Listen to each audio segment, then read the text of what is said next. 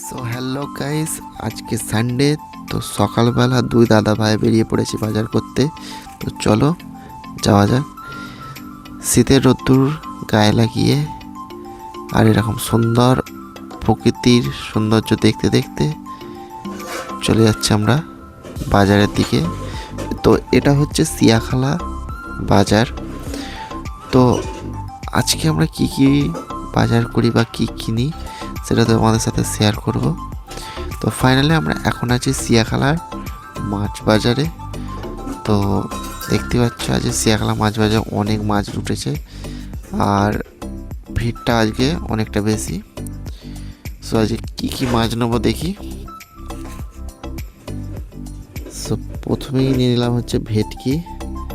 ভেটকি আমাদের এখানে হচ্ছে এখন 600 টাকা করে কেজি, মোটামুটি 1 কেজি 200-300 সাইজের। আর পমফ্রেট মাছ সেটা হচ্ছে 600 টাকা কেজি। তো 2 পিস পমফ্রেট নিয়েছিলাম আর নিয়েছিলাম